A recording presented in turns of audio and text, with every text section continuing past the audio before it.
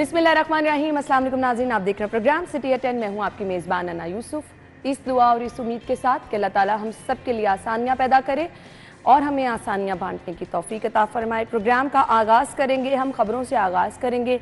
11 बजे हमारे मेहमान भी हमें ज्वाइन करेंगे। आज कुछ बहुत स्पेशल बर्थडेज भी हम विश करने वाले हैं। आप सबकी तो हमारे लिए रोज़ाना ही स्पेशल होती हैं, लेकिन आज कुछ स्पेशल बर्थडेज इंशाल्लाह आगे चल के ज़रूर हम विश करेंगे। और इसके साथ साथ दीगर सेगमेंट भी हम प्रोग्राम का हिस्सा बनाएंगे। ओवरऑल शहर में आज फिर स्मॉग ही स्मॉग है। ऑनेस्टली स्पीकिंग बहुत सारे लोग मुतासिर, मुझे अपने गले में ये दूसरी दफ़ा मैं चाय पी रही हूँ। प्रोग्राम के आगाज़ में ज़्यादा ज़रूरी इसलिए हो जाता है क्योंकि आपने मुसलसल बोलना है और जिन लोगों ने बाहर जाना है, बच्चों को छोड़ने जाना है, ट्रैफिक बहुत ज़्यादा, क्योंकि बच्चों के स्कूल का टाइम भी थोड़ा सा चेंज हुआ है, 8:45 बजे का वही दफातर का टाइम होता है। सो इस वजह से भी अब ट्रैफिक रुकेगी तो स्मॉग में इजाफा ही होगा। खैर, यहाँ तो बहुत सारी रीजंस लिखी हैं, हम आएंगे खबरों की तरफ तो फिर ज़रूर डिस्कस करेंगे। आज की top stories. Air quality index में गैर मामूली इजाफा, सांस लेना भी दुश्वार, भारतीय हवाओं ने आलूदगी बढ़ा दी।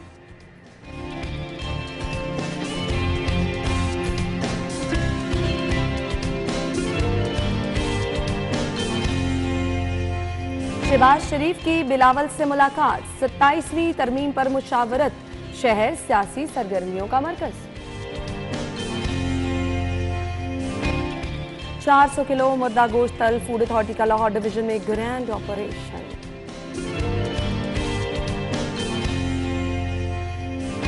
रिजवान वनडे T20 के कप्तान मुकर्रर, उम्मीद है रिजवान की क़यादत में कौमी टीम कामयाबियां समिति की chairman PC। Welcome back once again. हमारे सीनियर रिपोर्टर्स हमारे साथ मौजूद हैं, शाहिद सिप्रा साहब और राव दिलशाद हुसैन साहब ने ज्वाइन किया है। अस्सलाम वालेकुम, बहुत बहुत शुक्रिया। आ रहे हैं जी, पहले थोड़ा सा अपना एक्सपीरियंस बता दें, फिर पहली खबर की तरफ आते हैं। स्मॉग किस हद तक है जी?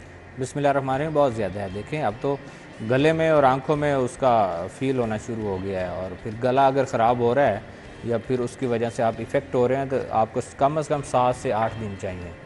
आम तौर पर जो वायरल इन्फेक्शन होता है 3 से 4 दिन में वो खत्म हो जाता है। दोनों बच्चों के गले खराब की वजह से मेरा पूरा हफ्ता इतना डिस्टर्ब। मैं वही कह रहा हूँ, बहुत सारे ऐसे लोग हैं जो अजीज़ व अकारिब में हैं, बहुत सारे ऐसे जो जानने वाले हैं जो आपके क्लोज सर्कल में हैं, जिनकी पूरी पूरी फैमिलीज इससे इफेक्ट। बड़े तो चले फिर भी थोड़ा सा टाइम, छोटे बच्चों के लिए नहीं, बड़े क्या, बड़े भी उसी तरह इफेक्ट हो रहे हैं मतलब। और फिर अगर आप एज फैक्टर पे चले जाएं, आज आप 50+ पे चले जाएं, ये 60 जो हमारे बुजुर्ग हैं उनको देखेंगे उनका क्या हाल होगा। और इस वक्त ख़ास तौर पे जो मोटरसाइकिल सवार हैं, वो जो सफ़र कर रहे हैं उनके साथ क्या है, जिन्होंने रिक्शों पे ये चांद गाड़ियों पे चिंची रिक्शों पे सफ़र करना है या पैदल उन्होंने सफ़र करना है, उन पे क्या गुजर रही है। देखें, खुद अपनी हिफाजत करें। स्मोक इतने सालों से 10-12 साल से चल रही है, आज तक कोई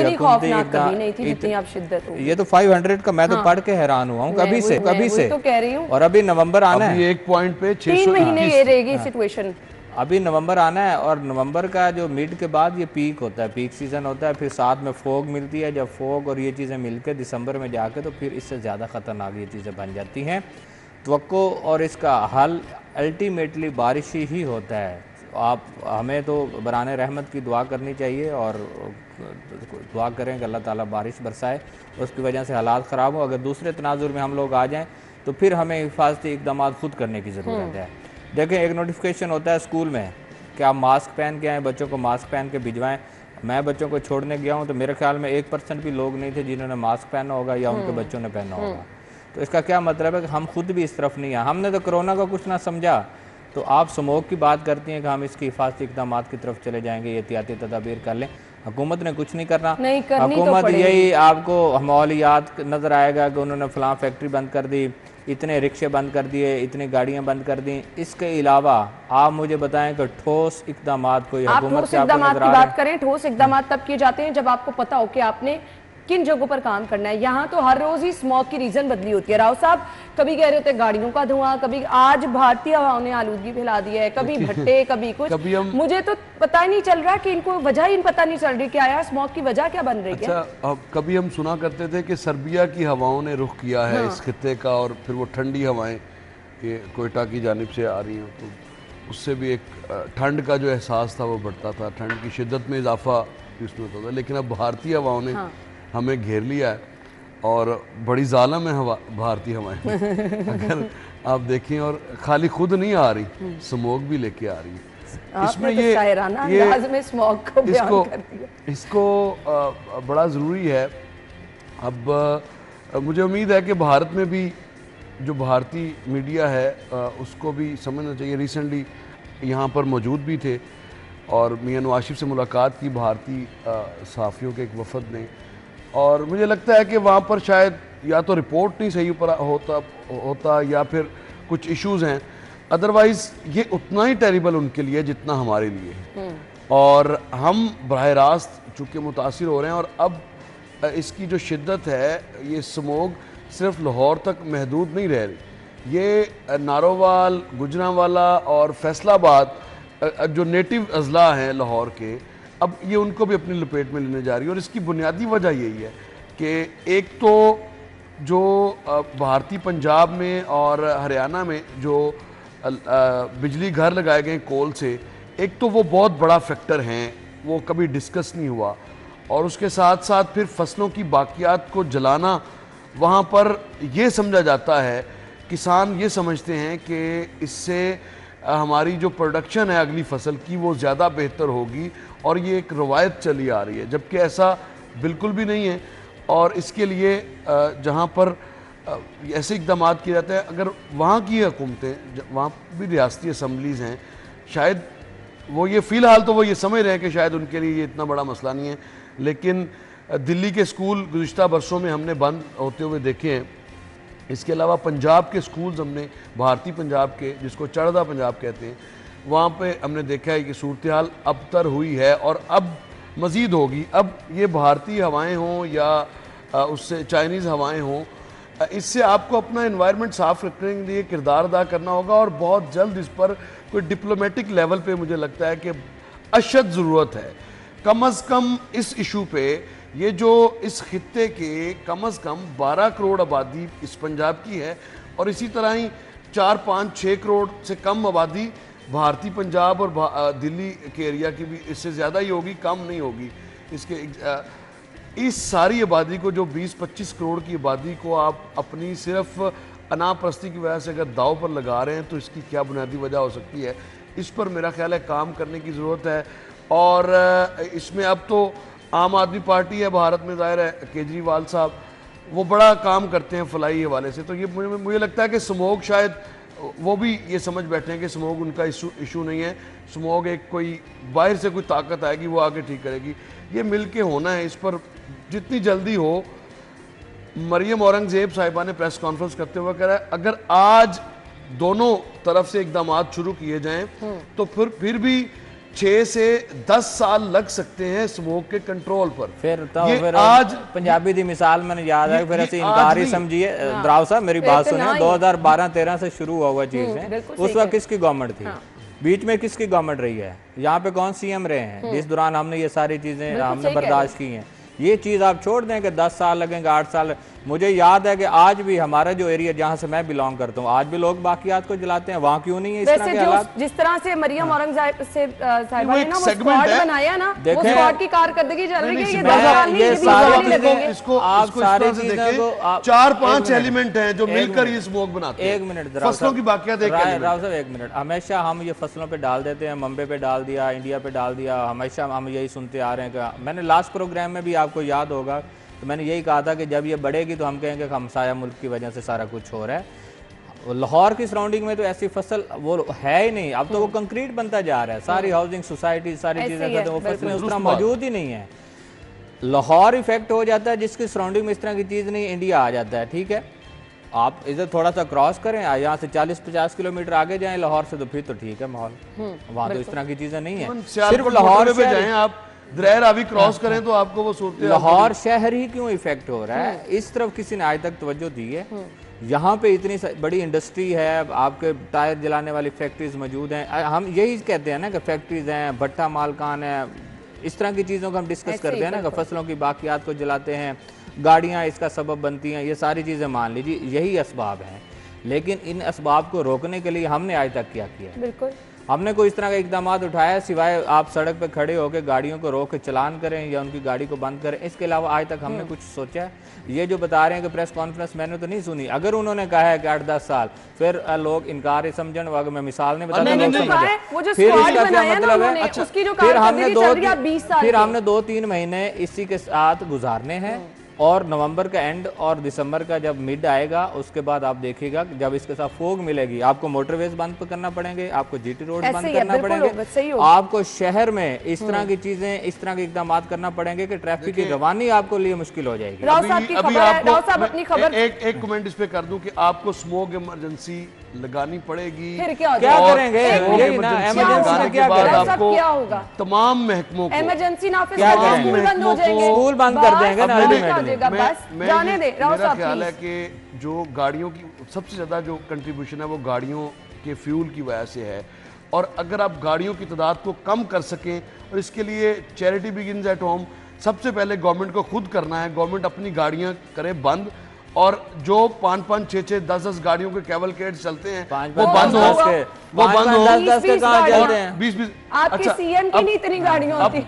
अब देखिए चीफ मिनिस्टर साहिबा ने जहां पर भी जाना होता है, रिसेंटली ये पिंडी स्टॉप पे एक घर में आई, तो उस घर में वो 15-20 मिनट या 30 मिनट के लिए वहां पर उन्होंने आना था, लेकिन उसके लिए जितनी सरकारी गाड़ियों की मूवमेंट हुई है ये शायद उनको या तो बताया नहीं जाता या फिर वो जानबूझ करती हैं, और फिर खौफ खाएं, बताया नहीं जाता, गाड़ियों के साथ होती है राव साहब, जहां कहीं रुकती हैं वो गाड़ियों की लाइनें। देखिए चार गाड़ियों में भी अगर वो सफर करें तो बजाय इसके कि इससे ज्यादा कैवलकेड हो, बस शुरू करने की देर है, आपको घर से शुरू करना है। ये तो नहीं मेरी एक बात, आखिरी बात देखें, ये कह रहे हैं कि इमरजेंसी नाफिज करें, जो मर्जी करें।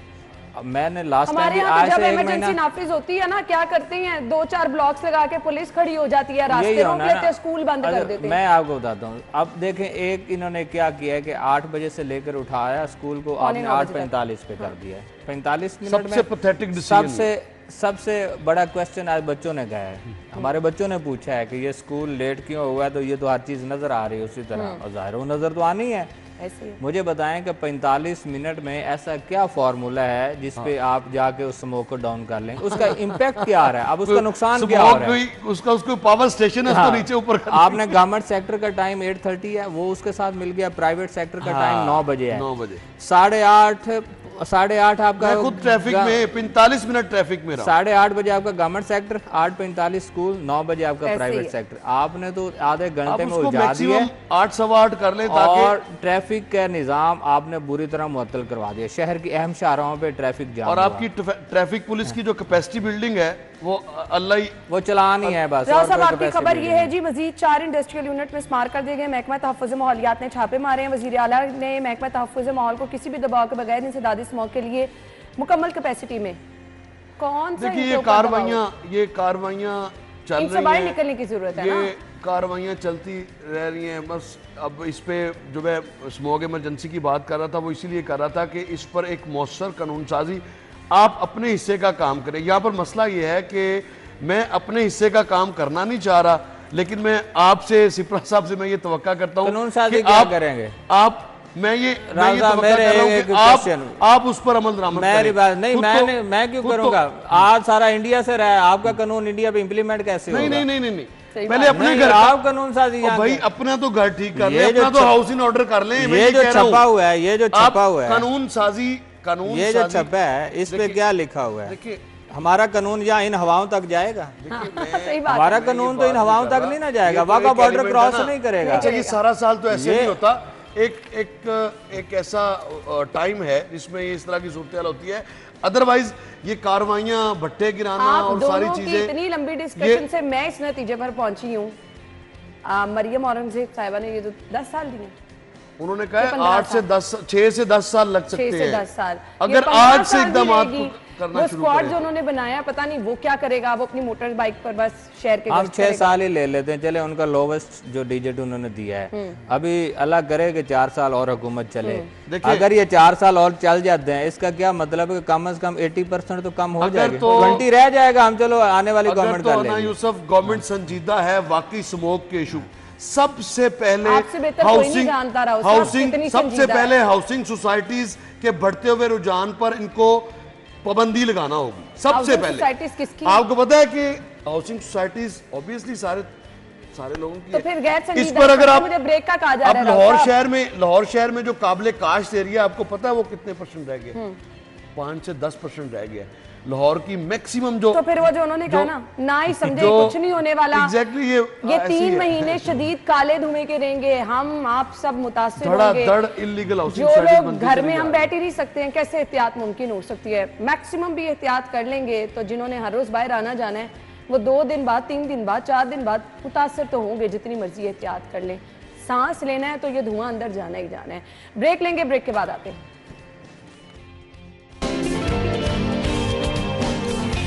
बाद खुश आमदीद कहेंगे। शहर है जी सियासी सरगर्मियों का मरकज, और शहबाज शरीफ से बिलावल साहब की मुलाकात हुई है। 27वीं तरमीम पर मुशावरत, राव दिलशाद हुसैन साहब। देखिए अभी तो 26वीं आईनी तरमीम ने जिसको जख्मी किया है अभी तो उनके जख्म भी हरे नहीं हुए और 27वीं आईनी तरमीम की बासगत शुरू हुई है। और ये कल एक तवील मुलाकात थी। सियासी रहनुमाओं की मेल मुलाकातों का जो सिलसिला है ये जारी रहना चाहिए। इख्तलाफात अपनी जगह पर, ना सिर्फ इत्तेहादी बल्कि अपोजिशन, और ये मैं ये समझता हूँ कि ये आपका सियासी इख्तलाफ ज़रूर हो लेकिन ऐसे निकात जिसमें मुल्की मुफाद मलूज़ खातिर रखा जाए उस पर एटलीस्ट आपको बातचीत ज़रूर करनी चाहिए। आप अपना नुक्ता नज़र बिलाई अपने नुक्ता नज़र पर आप कायल करने की कोशिश करते रहे एक दूसरे को, लेकिन बातचीत का सिलसिला ज़रूर जारी रहना चाहिए। 26वीं आईनी तरमीम हमने देखी कि पहले बिल्कुल ऐसे लग रहा था कि जैसे शायद ये हो ही ना पाए, और फिर ये हो इसलिए गई और मुमकिन इसलिए हुआ कि कंसेंसस डेवलप करने की एक संजीदा कोशिश की गई, जिसमें बिलावल भुट्टो जरदारी ने कलीदी किरदार अदा किया, मौलाना फजलुर रहमान साहब ने कलीदी किरदार अदा किया, उसमें बाकी भी सियासी रहनुमाओं ने अपना अपना किरदार अदा किया, लेकिन एक सियासी जमात अपनी बात पर अड़ी रही। और ये राना सनाउल्लाह बता रहे थे कि जो मसवदा नंबर 1 था, जो गवर्नमेंट इत्तेहादी जमातें और गवर्नमेंट लाना चाहती थी, उसके मुकाबले में जो पास करवाया गया वो नंबर 6 पे है। यानी हुकूमत इत्तेहादी अपने मौक़िफ़ से पीछे हटे तो ये मुमकिन हुआ कि कंसेंसस डेवलप किया जाए, लेकिन उसके बावजूद बदकिस्मती से कंसेंसस डेवलप नहीं हुआ। एक सेगमेंट जो था वो फिर भी बाइकाट करता रहा। लेकिन अब उसके बाद अब 27वीं तरमीम की बात हो रही है और कल ये 1.5 घंटा तक ये जो नशिस्त थी ये रही। इसमें काफ़ी इशूज़ ज़ेर बहस लाए गए। सर फहरिस्त जो था वो 26वीं आइनी तरमीम के हवाले से जो काविशें थी उस पर बिलावल भुट्टो जरदारी की काविशों को सराहा गया कि उन्होंने एक संजीदा एफर्ट किया और उसके बाद आगे बढ़ने के लिए अब 27वीं आइनी तरमीम है। और इस पर भी तय तो ये हुआ है कि हर सूरत में कंसेंसस के साथ ये भी लाई जाएगी। मौलाना फजलुर रहमान साहब को कबल अज़ वक्त एतमाद में लिया जाएगा, मियां नवाज शरीफ को कबल अज़ वक्त एतमाद में लिया जाएगा, उसके बाद इस पर बाकायदा वर्किंग की जाएगी। और इस बात पर इत्तफाक किया गया है कि कंसेंसस डेवलप करने के लिए तमाम जो सियासी कुव्वतें हैं वो अपना किरदार अदा करेंगी। लेकिन मुमकिन इसमें जो अभी तो सिर्फ एक ही सेगमेंट जो प्रीवियस तरमीम हुई है उसमें तो एक जुडिशरी के हवाले से हुआ है और बहुत सारी चीज़ें जो हैं वो पेंडेंसी है जिसके एजेंडे की तकमील के लिए बहुत कुछ करना अभी बाकी है। तो जाहिर है डिस्कस करने राव साहब बताया ना 27वीं तरमीम है क्या? 27वीं तरमीम में और भी हमें भी ये सरप्राइज ये आपको सरप्राइज ही मिलेगा इस हवाले से। क्या 26वीं तरमीम का मुसवदा सामने आया था? बताएं। नहीं, मुसवदा सामने नहीं आया था, लेकिन मुहर्रिकात तो समझ आ रहे हैं। उसमें जो काफ़ी सारी चीज़ें थी जिसमें बाद में भी बात हुई कि गवर्नमेंट को अपने उस स्टांस से पीछे हटना पड़ा, जिससे पीपल्स पार्टी ने भी कायल किया, मौलाना फजलुर रहमान साहब ने भी कायल किया और फिर ये बिल आखिर ये मेल मुलाकातें तो हो रही हैं। देखिए क्या रंग लेके आती है। मुझे ब्रेक का कहा जा रहा है, ब्रेक के बाद आते हैं।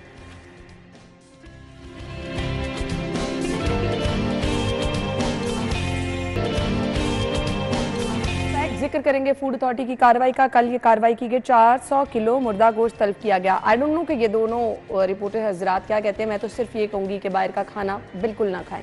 शायद सिपरा साहब, ये कैसे हो सकता है?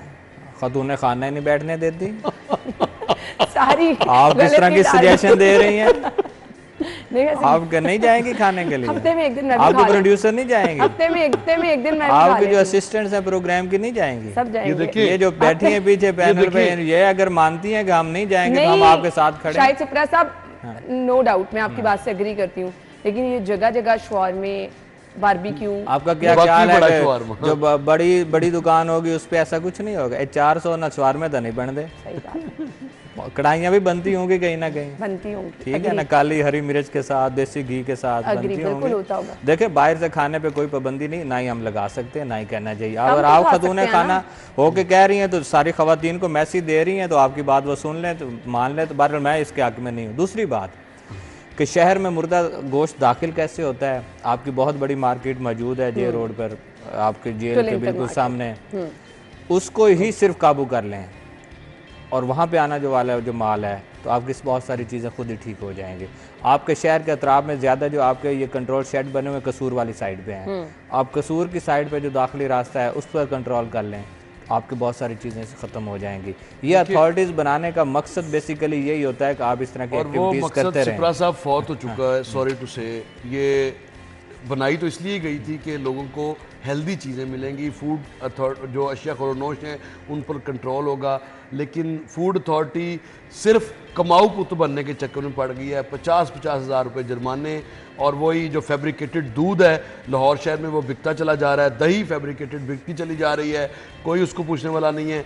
फर्जी कार्रवाइयाँ हैं, फ़ोटो सेशंस हैं, और अगर तो वाकई ये संजीदा हैं तो ये जो दूध आ रहा है शहर में, जो फ्रेंचाइजीज हैं, वो उनको कैसे, कभी आपने सुना था कि जो फ्यूल टैंकर्स हैं उनमें आएगा दूध, इस तरह से दूध आ सकता है? भला ये तो सारा जो फूड अथॉरिटी, बल्कि ये इसको लीगलाइज कर रही है। फूड अथॉरिटी का जो पैमाना है उस पर पूरा उतरना चाहिए, ख्वाह कुछ भी हो, यानी उनका मॉइस्चर लेवल ठीक हो, उनकी वो जो उनका पैमाना है वो इतना पैथेटिक है कि वो बड़े आराम से फार्मूला बन जाता है और उसी के तहत ये दूध भी बिक रहा है। और जो मसाला जो चाय की पत्ती चने से बनी हुई अकबरी मंडी में बिक रही है, कोई कानून साजी, कोई यहाँ सख्त कानून होना चाहिए।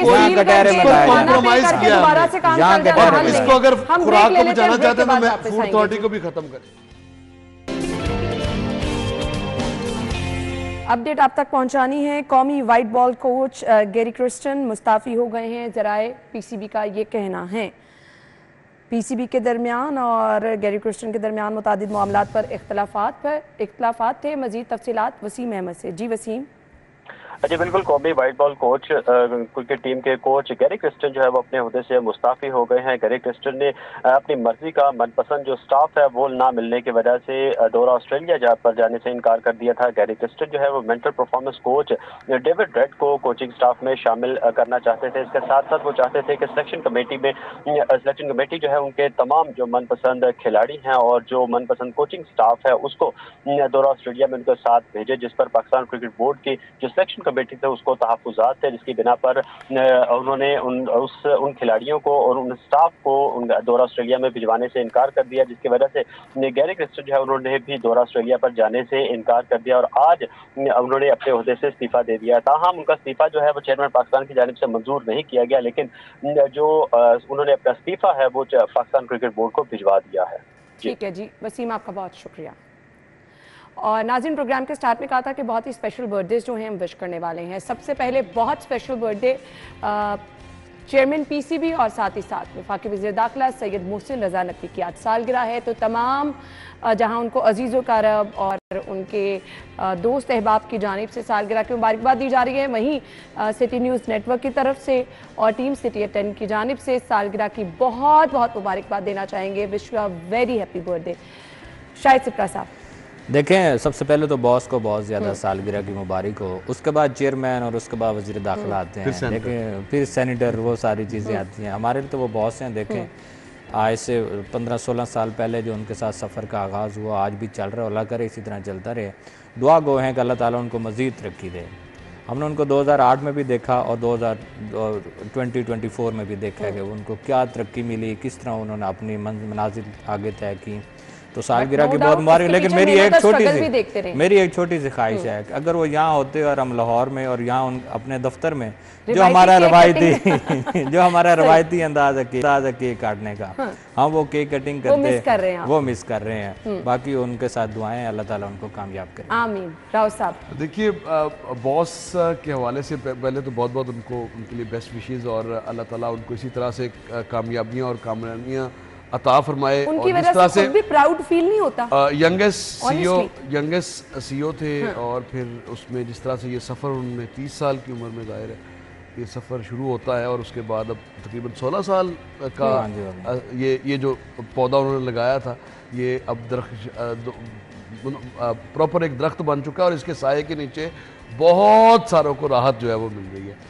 और मुसलसल उन्होंने जद्दोजहद की और सीईओ बन के भी बतौर वर्कर ही वो हमने उनको काम करने देखा और जिस तरह से उन्होंने किया उन्होंने फिर परफॉर्म भी किया है। साबिक वज़ीर आला के तौर पे आप 13 माह की कारकर्दगी देख लें और 10-10 साल वालों की कारकर्दगी और उससे पहले वालों की कारकर्दगी देख लें, जिनकी एक जो 3-3 मरतबा भी वज़ीर आला बने और उनको अगर कंपैरिजन हम करें तो बड़ा वाज़िया फ़र्क है। उनको भी ये कहना पड़ा कि हर स्पीड पीछे निकल गई है, मौसम स्पीड ही रहेगी। बिल्कुल ऐसे तो ही है। अब बर्थडे के मौका पर ज़ाहिर है हम उनकी सेहत के लिए दुआगू हैं। अल्लाह 10 ताला उनको सेकंड है सेहत मेरे दे और पास, तो हम भी जिस सालगिरह की एनर्जी के साथ वो आगे बढ़ रहे हैं बढ़ते चले जाएं। आमीन। नो डाउट हम तमाम लोगों के लिए, तमाम सिटी न्यूज़ नेटवर्क के जितने भी एम्प्लॉयज़ हैं सबके लिए बड़ा प्राउड होता है जब कोई कहता है कि जी आपके बॉस जो हैं उन्होंने ये काम किया, उन्होंने ये काम किया। सो नो डाउट हमारे लिए भी ये एक बहुत बड़ी बात होती है। सो हम दुआ गो हैं कि इसी तरह वो अपने बहुत सारे अच्छे काम जारी रखें और अल्लाह ताला उन्हें ज़िंदगी और तंदुरुस्ती और सेहत वाली ज़िंदगी दे। आप लोगों के वक्त का बहुत बहुत शुक्रिया। ब्रेक और हेडलाइंस के बाद आएंगे स्टे विद अस।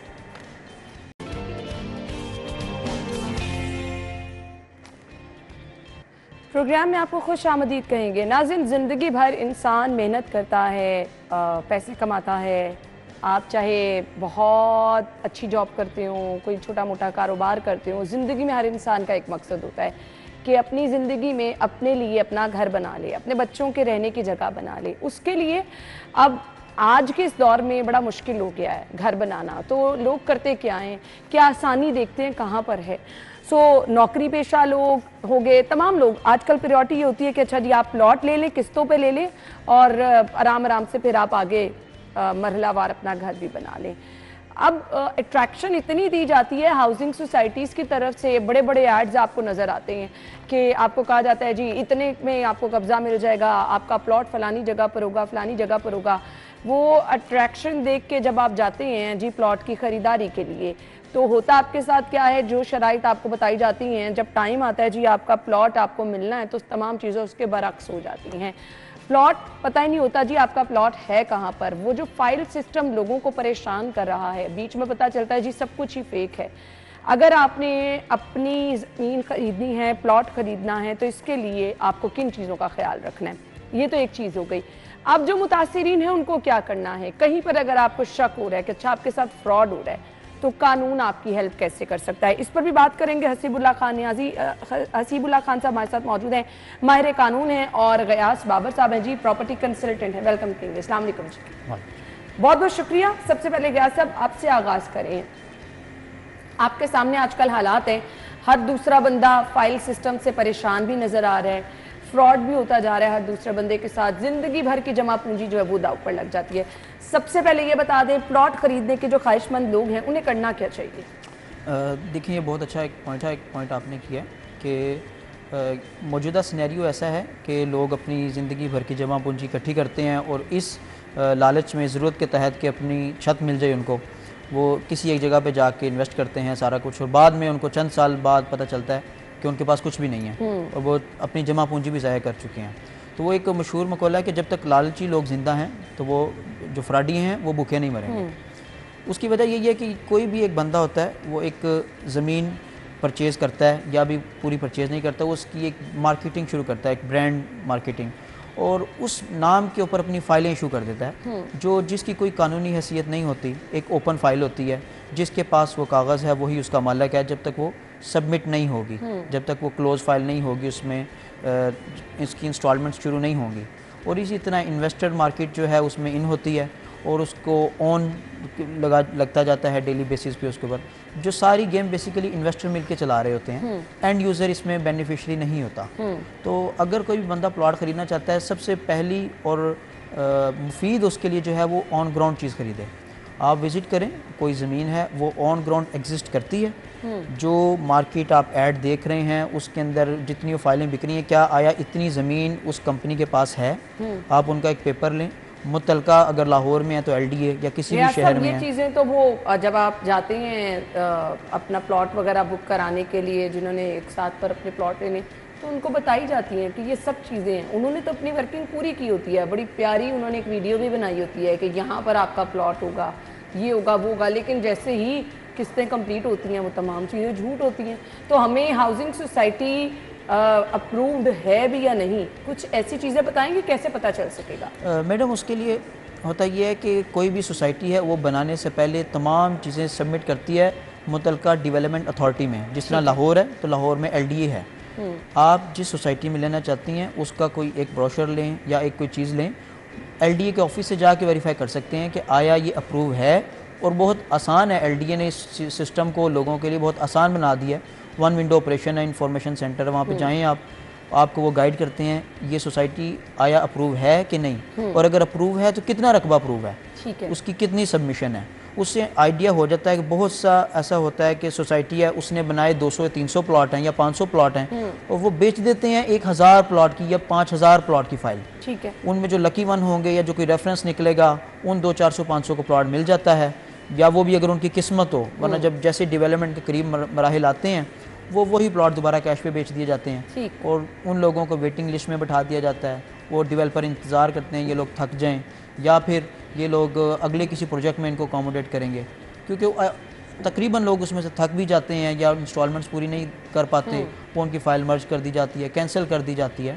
बेसिकली एक टैक्टिक होता है डेवलपर का पैसे इकट्ठे करने का। ठीक है, क्योंकि फिजिकली कोई चीज़ एग्जिस्ट नहीं करती ऑन ग्राउंड, एक हवा में एक फ़ाइल बेची जा रही है जिसकी कोई कानूनी हैसियत नहीं है, और इस चीज़ को लोगों को लालच देने के लिए इन्वेस्टर्स होते हैं जो बल्क में फ़ाइल उठा लेते हैं ब्लैक में, और उसके बाद लोगों को कायल करते हैं कि इससे अच्छी सोसाइटी कोई नहीं है। बिल्कुल ऐसे। और इस वक्त लाहौर की बहुत मशहूर मारूफ सोसाइटीज़ हैं, अगर आप उनके अदाद शुमार उठा के देखें तो वो 20-20 हज़ार 30-30 हज़ार बिल्कुल ऐसे ही है, लेकिन लोग बड़े परेशान हैं, जिंदगी भर की जमा पूंजी चली जाती है। हसीबुल्लाह खान साहब, लाखों रुपए का ये फ्रॉड होता है, तो लोग तो बेचारे जिनके साथ ये फ्रॉड होता है उनके लिए तो ज़िंदगी एक तरह से जो है वो ख़त्म हो जाती है। कानून किस तरह से हेल्प आउट करता है? देखें जी, मुख्तलिफ हवालों से मुख्तलिफ कवानीन यहाँ मौजूद हैं। अगर कोऑपरेटिव सोसाइटी आपके साथ कोई फ्रॉड करती है तो आप उसकी कंप्लेंट रजिस्ट्रार कोऑपरेटिव को दर्ज करवाते हैं। और पहली जो इन्होंने बात की कि सबसे पहले एक एहतियात ज़रूरी है। देखिए, हमारे पास सबसे बड़ी आज के प्रोग्राम का मकसद भी है कि हम लोगों को गाइड कर सके कि बेसिकली अगर आपने प्लॉट खरीदना है ना तो ये चीजें तो प्लीज इंश्योर करें। एग्रीमेंट जो है जिसकी बेस पर आपने केस करना है, बेशुमार लिटिगेशंस इसका पेंडिंग है, रश बढ़ता जाता है, लोगों को इंसाफ डिले होने की वजह से ना मिलने वाली कंडीशन हो जाती है और उसका फ़ायदा उठाते हैं सोसाइटी वाले। हम कहते हैं कि जनाब, जब आपका एग्रीमेंट लिखा जाए प्लीज़ उसको पढ़ लें, उसमें देखें आपका तहफ़्फ़ुज़ क्या है। क्यों जब वो आपको बुलाते हैं, अट्रैक्शन देते हैं, तो कम से कम जब साइन कर रहे हो, हम गाड़ी लीज पे ले रहे हैं, कुछ कर रहे हैं, हमने आंखें बंद करके साइन करते जाने 15 पेजेस, कभी जहमत नहीं की कि उनको पढ़ ले कि हमने हमारी टर्म्स भी कोई लिखी हैं, हमारे राइट्स भी हैं, सिर्फ उनके राइट्स नहीं हैं, अपने राइट्स बताएं कि हम पेमेंट टाइम पे दें, अगर हमारा डिफॉल्ट नहीं है तो हमें प्लॉट आप देने के जिम्मेदार हैं, नहीं तो आप ये प्लेंटी देंगे। कोई ना कोई क्वेश्चन उसमें ऐसा जरूर रखवाएं जो आगे अदालत में आपको फौरी इंसाफ मिल सके। आप रजिस्ट्रार के पास जाएं, वहाँ से आप ले सकें इंसाफ। तो कम से कम एग्रीमेंट्स को समझना, उन पे साइन करने से पहले अगर कुछ उसमें वो नहीं आपके ताउन करे तो बाद में क्या ताउन करेंगे। आप पहले ही देख लें कि ये लोगों ने आपके साथ नहीं चलना, आपकी कोई टर्म्स कंडीशन नहीं रखी। सही। एक दो हमारे पास मैटर्स आए और उसमें हमने देखा कि बहुत बड़ी सोसाइटी थी और उसमें एक लाइन जो है उस पार्टी को बचा गई कि अगर कोई इश्यू होगा तो चैम्बर ऑफ कॉमर्स के प्रेसिडेंट जो हैं इस इशू को आर्बिट्रेटर के तौर पे सुनेंगे। अच्छा। अब ये हुआ कि जब मामला आया उस बंदे का, उसका डिफॉल्ट नहीं था, सोसाइटी तंग कर रही थी, तो वहाँ से जब उसने सोसाइटी ने ट्राई की कि हम कोर्ट से कोई फ़ायदा लेते हैं, कोर्ट ने कहा नो, ये लाइन लिखी हुई, आप बाउंड हैं, जाके आर्बिट्रेशन करवाएं। और जब आर्बिट्रेशन हुई और इंसाफ पे मबनी हुई, बैलेंस्ड हुई, और बंदे को रिलीफ मिला और टाइम भी बचा। तो हमारा मौक़िफ़ यह है कि कम अज़ कम आर्बिट्रेशन को, मीडिएशन को फ़रोग़ दें। उसमें एक लाइन से कबाहत बच जाती है, बहुत सालों की लिटिगेशन बच जाती है। हमारे दोस्त वकील दोस्त खुश नहीं होंगे इस लाइन से। मैं कहता हूँ कि जब लोगों को इंसाफ मिलना चाहिए, ना कि हमें फीसेस, हम हमारी फीस के ख़िलाफ़ है, लेकिन अल्लाह ताला राज़िक है, जो हमें मिलना है वो मिलना है। हमें सहूलतें देनी है लोगों को कि वो जाएं, उनकी परेशानियाँ दूर करनी है। पैनिक ना हो, चीज़ सस्ती मिल रही है उसको चेक करें, ऑन ग्राउंड चेक करें, जब जाके देखें। फिर अगर खुदा न खास्ता आपके साथ फ्रॉड हो गया तो आपके पास बहुत सारे ज़राए हैं। अगर बहुत सारे लोगों का, अवामुन्नास का लॉस होता है, उनके साथ फ्रॉड होता है, तो नैब बैठी है, नैब इस पर असरअंदाज होती है। अब इसका प्रॉपर तरीक़ेकार क्या है वो ज़रूर मैं आपसे जानूंगी। अब जिसने फ़ाइल लेनी है, लेट्स सपोज लोग कहते हैं कि कोई अपनी फ़ाइल बेच रहा था तो मैंने वो फ़ाइल ख़रीद ली, उस फाइल को हमने पढ़ना किस तरह है, किस तरह पता चलेगा कितने पैसे चले गए, आगे से आपने किस तरह कंटिन्यू करनी है, आगे जाके वो पोजेशन की मद में जितने, किस तरह से आप गाइड करेंगे? मैम ये जो फ़ाइल बिकती है ना, बेसिकली एक सबमिटेड फ़ाइल होती है जिसकी इंस्टॉलमेंट्स जारी हो चुकी होती है ना। अगर तो आप वो फ़ाइल ले रहे हैं, अगर तो आप ओपन फ़ाइल ले रहे हैं, वो तो जिसके पास कागज़ हैं वो मालिक है। लेकिन एक फ़ाइल कंटिन्यू हो चुकी है, वो आप फ़ाइल लेते हैं, मुतल्लिका सोसाइटी के ऑफिस जाते हैं, वहाँ से वेरीफाई करते हैं उसको कि आया ये कितने की फ़ाइल है और कितने इसकी सबमिशन हो चुकी है अमाउंट की, और कितनी पेंडिंग है और कितना टाइम पेंडिंग है, उसके बारे में आप इंफॉर्मेशन लेते हैं। तो उसके बाद आप वहाँ से फ़ाइल बाकायदा ट्रांसफ़र करवाते हैं। मतलब आप उनसे परचेज़ करने के लिए सोसाइटी ऑफिस में जाएंगे, वहाँ बाकायदा बायोमेट्रिकली आपकी फ़ाइल ट्रांसफ़र होगी और उसके बाद फिर आप उसको आगे फर्दर कंटिन्यू करेंगे। ठीक है। अब कुछ लोग होते हैं, उनको बताया ये जाता है कि जी आपने प्लॉट ख़रीदना है तो इतनी एक साथ आपने देनी है। वो जब एक साथ आपकी कंप्लीट हो जाती है ना, तो वो जो पोजेशन वाला सिलसिला आता है उधर लोगों को बड़ी परेशानी, और वो पहले बताती नहीं है हाउसिंग सोसाइटीज़। बेसिकली इसमें ना इनके टर्म्स एंड कंडीशन होते हैं, वो अमूमन हमारे यहाँ लोग इतने गौर से पढ़ते नहीं हैं, या उसके अलावा जो थोड़ा सा इससे ऑलरेडी मुंसलिक होते हैं वो एक क्वेश्चन कर लेते हैं तो उनको पता चल जाता है। वरना ये एक हिडन चार्जेस होते हैं, मतलब वो कहते हैं कि हमने आपसे कोई मिसकमिटमेंट नहीं की, बल्कि बताया ही नहीं, सिर्फ बाद में डिमांड करते हैं। होता ये है कि आप कोई भी ज़मीन ख़रीदते हैं नॉर्मल रूटीन में, आपको जब ज़मीन बेची जाती है आपसे कॉस्ट ऑफ लैंड ली जाती है। उसके बाद जब वो कॉस्ट ऑफ लैंड कंप्लीट हो जाती है, फिर सोसाइटी डिमांड करती है कि अब हमने यहाँ पे डेवलपमेंट करनी है, और उसके डेवलपमेंट चार्जेस जो उस करंट सिनेरियो में मौजूदा मार्केट रेट के हिसाब से होते हैं, लास्ट डेवलपमेंट रेट जो कहीं पे भी हुई है उसके हिसाब से निकाले जाते हैं, डेवलपमेंट चार्जेस उनको लागू किए जाते हैं। उसके बाद जब पोजेशन अप्लाई करना होता है, उसकी एक पोजेशन फ़ीस होती है जो आपकी ड्राइंग्स वगैरह के साथ आप सबमिट करवाते हैं उन सोसाइटीज़ में जहाँ आपको प्लॉट मिल जाता है। तो वहाँ पे ये एक रूटीन सिस्टम है। जिन लोगों ने पहली दफ़ा ले रहे होते हैं उनको इस चीज़ का आइडिया नहीं होता, लेकिन कोई भी सोसाइटी है उसने डेफिनेटली डेवलप करना है लोगों के मायार के मुताबिक, जिस तरह वो अफोर्ड करते हैं उस तरह की डेवलपमेंट बना के देनी है काम सोसाइटीज़। तो जो बड़े लेवल की सोसाइटीज़ हैं उन्होंने अपने मायार के मुताबिक डेवलपमेंट करनी होती है, और डेफिनेटली वो हाईली कॉस्ट इसके अलावा धोखे बहुत सारे होते हैं, प्लॉट कहीं कहा जाता है, दे कहीं दिया जाता है, और फिर वैल्यू जैसे जैसे बढ़ती जाती है पैसे बढ़ा दिए जाते हैं। बहुत सारे लोगों के मसाइल हैं, और शिकायत पर भी बात करेंगे, शिकायत किस तरह से दर्ज करानी है। ब्रेक के बाद ज्वाइन करें। गुफ्तगू का सिलसिला आगे बढ़ाएंगे। हमारे साथ हसीबुल्ला खान साहब मौजूद हैं, उनसे जानेंगे। हसीबुल्ला साहब, फ्रॉड जिनके साथ हो गया, अब क्या करना है एक इंडिविजुअल को?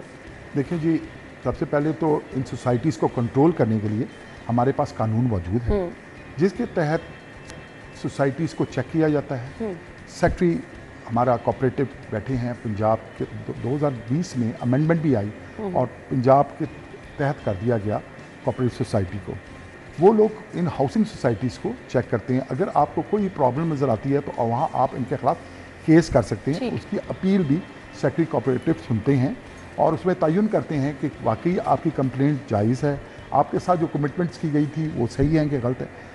ये तो मामला है जिन लोगों को प्लॉट मिल रहा है, जिन लोगों की वो ऐसी दुश्वारी आ रही है कि मेरा प्लॉट 10 मरले का था, रकबा मुझे 9 मरले मिल रहा है, प्राइस मुझसे 10 मरले की दी जा रही है, मेरा कॉर्नर था मुझे दूसरा दिया जा रहा है, मेरा प्लॉट इधर नहीं था दूसरी जगह पे शिफ्ट किया जा रहा है।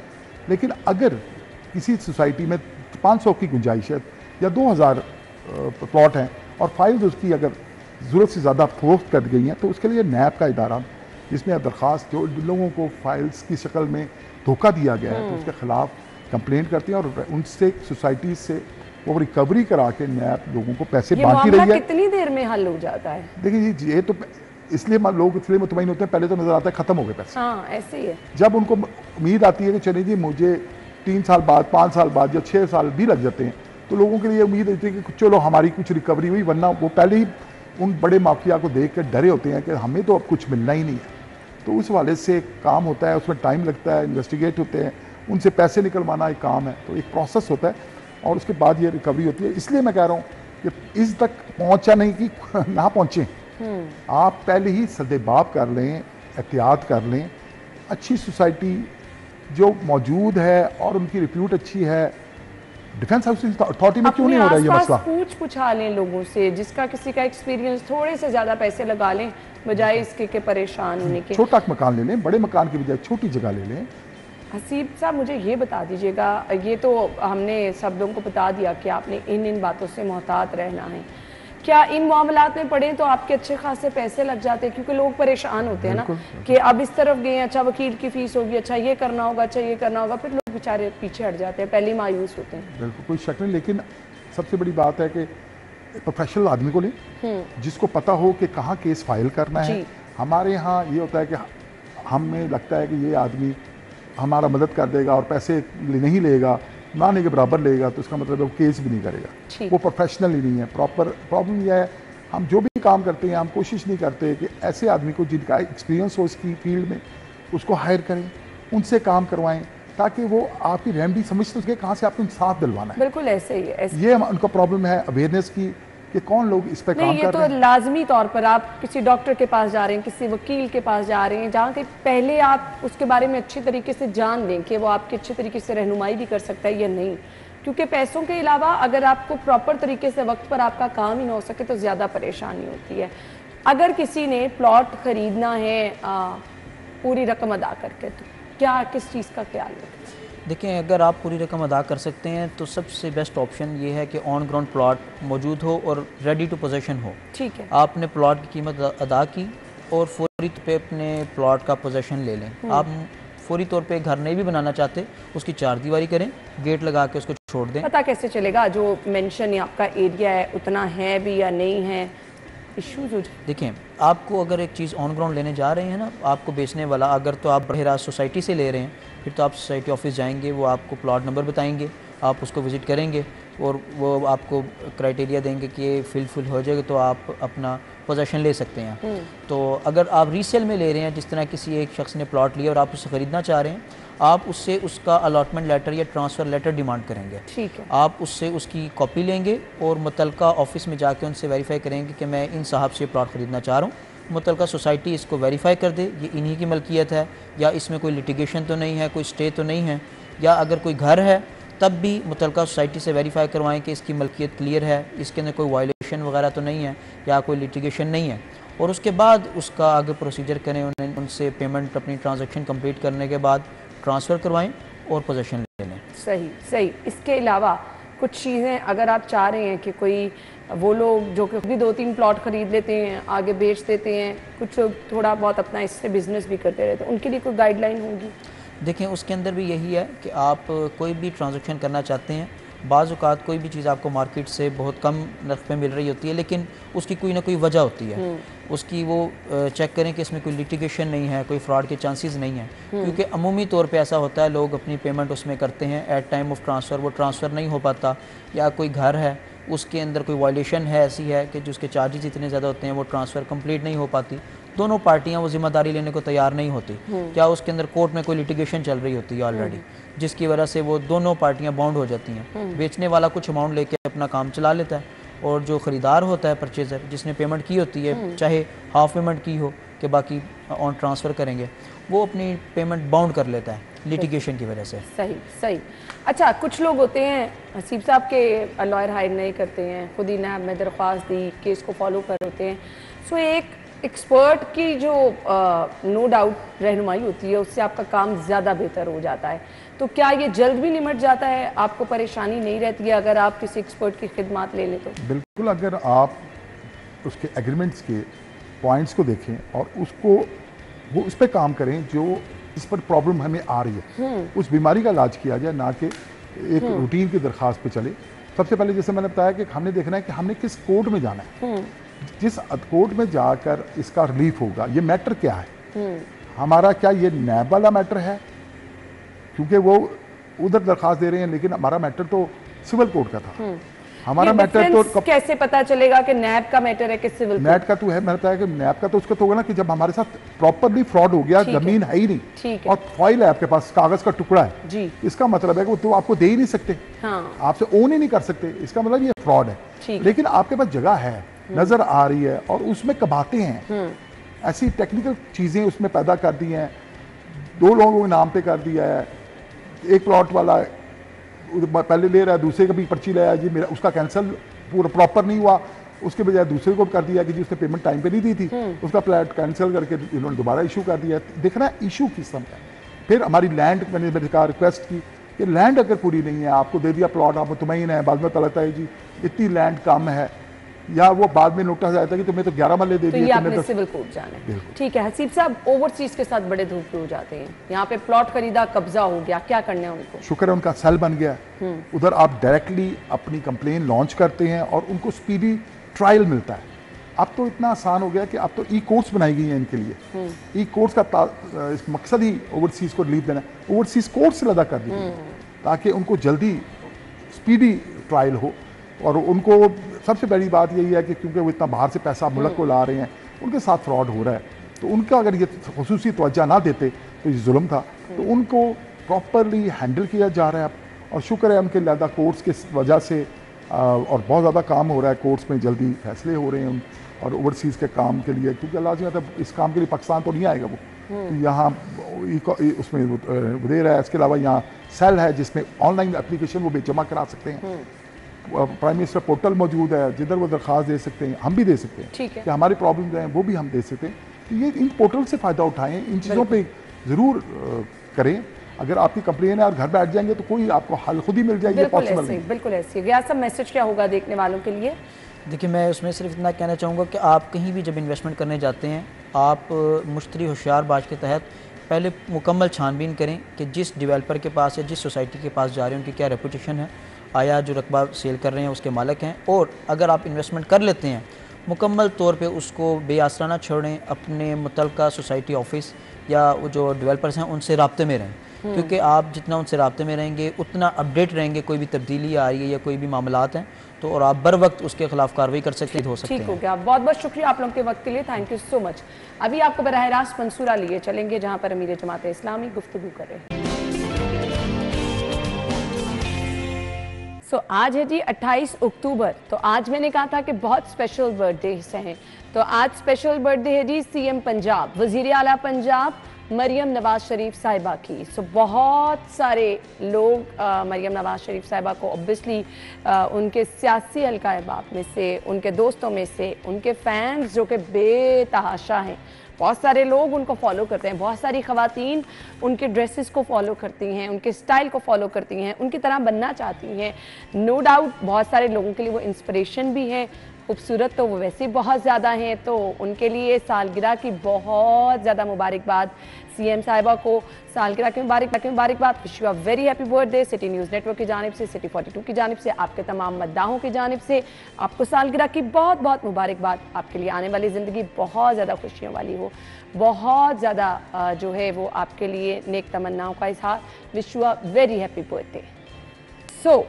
इसके बाद जी एक और बहुत स्पेशल बर्थडे 28 अक्टूबर को सीनियर लीगी रहनुमा ख्वाजा अहमद हसन साहब की भी सालगिरह है। ख्वाजा अहमद हसन साहब का नाम जब भी लीगी रहनुमाओं का नाम आता है तो मेरे ख्याल से हमेशा सर फहरिस्त रहता है, क्योंकि उनकी खिदमत चाहे हम ऑरेंज ट्रेन के हवाले से देख लें, मेट्रो ट्रेन के हवाले से, फिर अगर आप उनकी खिदमत पर रोशनी डालें जो उन्होंने PIC में सर अंजाम दी, नो डाउट हमेशा वो आवाम की खिदमत के लिए पेश रहते हैं। इसके अलावा जो कहा जाता है ना कि आजिज़ी और इनकसारी और एक इंतहाई सादा शख्सियत, बिलाशुबा ख्वाजा साहब उसके जो है मालिक हैं, और ख्वाजा साहब को भी हम सालगिरह की बहुत बहुत मुबारकबाद देना चाहेंगे।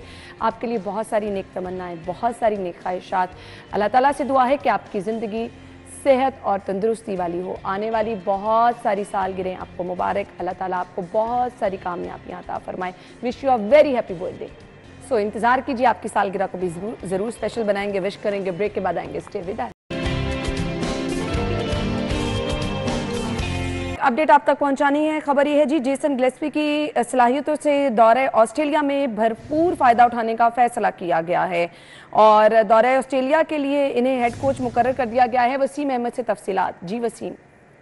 जी बिल्कुल, कौमी क्रिकेट टीम के white ball coach Gary Kristen के इस्तीफे के बाद पाकिस्तान क्रिकेट बोर्ड ने जेसन गिलेस्पी को कौमी वाइट बॉल टीम का भी हेड कोच मुकर्रर कर दिया है। उनकी सलाहियतों, क्योंकि उनका ताल्लुक जो है वो ऑस्ट्रेलिया से है, ऑस्ट्रेलिया की जो कंडीशन है, उसकी पिचेस हैं, उससे वो बहुत अच्छे अंदाज में वाकिफ है। इसलिए उनकी सलाहियतों से फ़ायदा उठाने के लिए पाकिस्तान क्रिकेट बोर्ड ने जेसन गिलेस्पी को फिलफॉर कौमी वाइट बॉल टीम का भी हेड कोच जो है वो मुकर्रर कर दिया है। ठीक है जी, बहुत शुक्रिया। इसी के साथ ही प्रोग्राम का वक्त पहुंचा इख्तिताम को। आप अपना ख्याल रखिएगा। हमारी और आपकी मुलाकात होगी कल सेम टाइम पर। इजाज़त दीजिए, अल्लाह हाफिज़।